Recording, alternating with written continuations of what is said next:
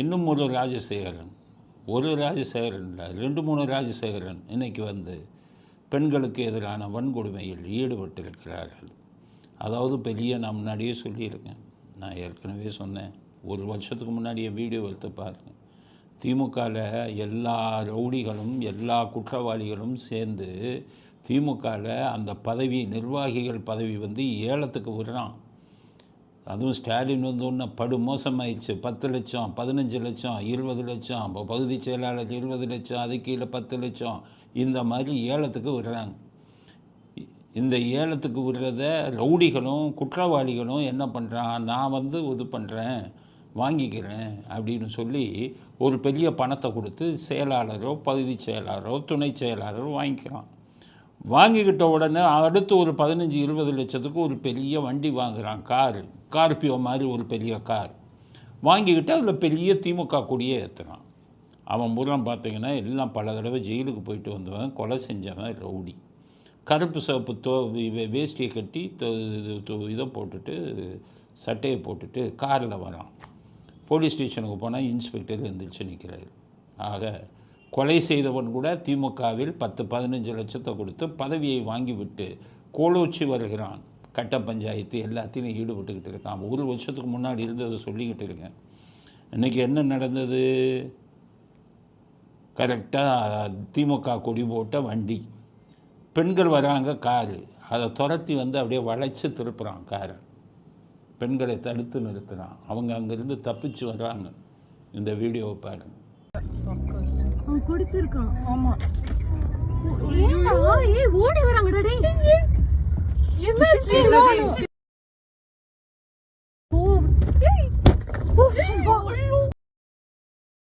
No no no no, go back இவ்வளவு ஃபாஸ்டா எடுக்க முடியுமா? எடுத்துருக்கு. ஏய் டோர் லாக் பண்ணு. பண்ணியாச்சு. ஓ ஏ மாமா காலடி யாராவது முன்னாடி போகாதீங்க, பின்னாடி போங்க. நோ ப்ராப்ளம், பின்னாடி போங்க. What is happening? There are lot of cars. திரும்ப ட்ரை பண்றாங்க. Don't shout. Oh my God. மாமாக்கு கால் போடுங்க. யாராவது. This is not safe at all. Okay. மாமா கால் போடுங்க. பேரிகேட் இருக்கு. ஓகே வராங்க. உள்ள போய்டு. Oh my God. ஆமா உள்ள போய்டு. வீட்டுக்குள்ள போய்டு. இல்ல கேட் மூடி இருக்கு. பரவாயில்லை. நீ ட்ரக்கன் கேட் தரங்க. நீ இறங்காதீங்க. யார் இறங்காதீங்க. ஓ மை காட். ஆக அந்த பெண்கள் தப்பிச்சா போதும்னு வர்றாங்க. வந்த உடனே போலீஸில் போய் கம்ப்ளைண்ட் கொடுக்குறாங்க. இந்த ஞானசேகரன் கேஸில் அந்த பெண்ணுக்கு எதிராக எப்படி எஃப்ஐஆர் போட்டானோ, அவன் என்ன சொன்னான், எஃப்ஐஆரில் அந்த பொண்ணு தான் தப்புங்கிற மாதிரி போட்டான். அதுக்கு தான் 25 லட்சம் ஃபைன் போட்டிருக்காங்க சுப்ரீம் கோர்ட்டு. மறுபடியும் திருந்தினானா போலீஸ்காரன்? இப்போ என்ன சொல்கிறான் தெரியுமா? இதில் தான் வந்து இருக்குது மீடியாவில். அந்த பொண்ணு மேலே தான் தப்புங்கிறான். அந்த பெண்கள் குடிபோதையில் வந்தாங்களாம், இவங்க காரை இடிச்சுட்டு போனாங்களாம், அதனால் துரத்தி இவங்க வந்து வளைச்சாங்கன்னு நியாயத்தை கற்பிக்கிறான். ஸ்டாலின் சொல்ல வேண்டிய வார்த்தையே சென்னை காவல்துறை சொல்கிறான். பார்த்துக்கங்க எவ்வளவு கீழ்த்தரமாக போயிடுச்சு. சென்னை காவல்துறை கீழ்த்தரமாக போய்விட்டது. அது மாதிரி சொல்கிறான். எப்போதுமே குற்றம் செய்தவனுக்கு சாதகமாக செயல்படுறான் போலீஸு. விக்டிம், பாதிக்கப்பட்ட பெண்ணுக்கு எதிராக செயல்பட்டுக்கிட்டு இருக்கான். அதுக்கு இந்த பொண்ணுங்க என்ன சொல்கிறாங்கன்னா, நாங்கள் எங்கே அவங்க காரை மோதினோம், நீங்கள் காரை மோதுனா சிசிடிவி கேமரா தான் ரோடு பூரா இருக்குது, அதில் பாருங்கள், நாங்கள் காரை மோதினமானு காமிங்க.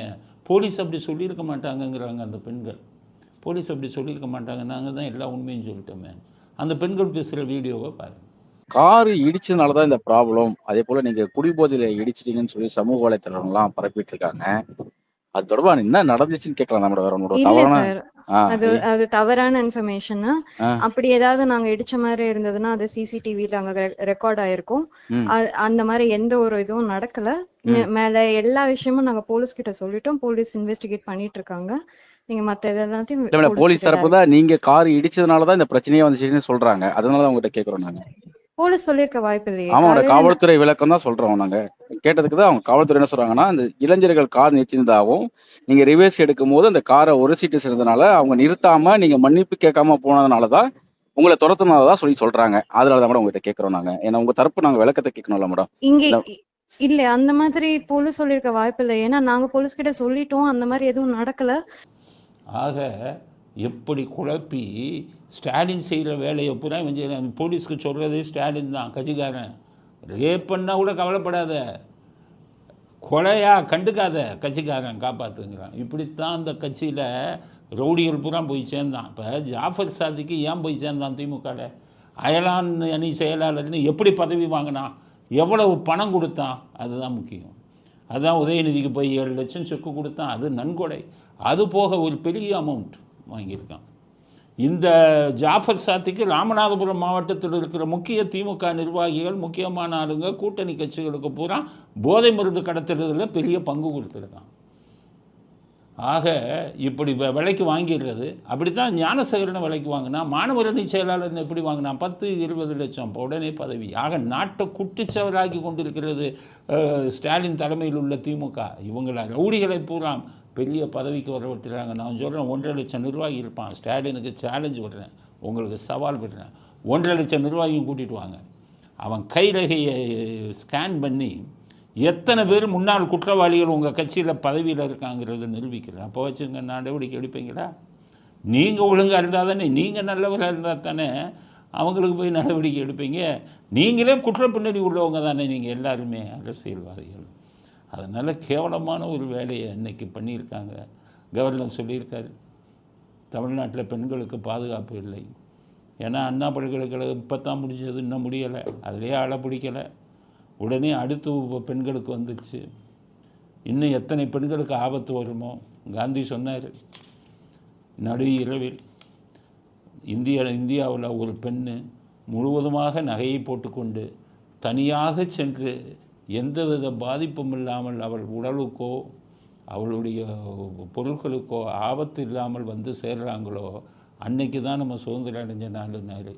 ஆக தமிழ்நாட்டுக்கு ஸ்டாலின் தலைவராக முதலமைச்சராக இருக்கிறவரை நமக்கு சுதந்திரம் கிடைச்சதுன்னு சொல்லுவதை வெட்கக்கேடு. அதைத்தான் ஆளுநர் சொல்லியிருக்காரு. உடனே ஆளுநர் எடுத்து மறுபடியும் பண்ணுவான்.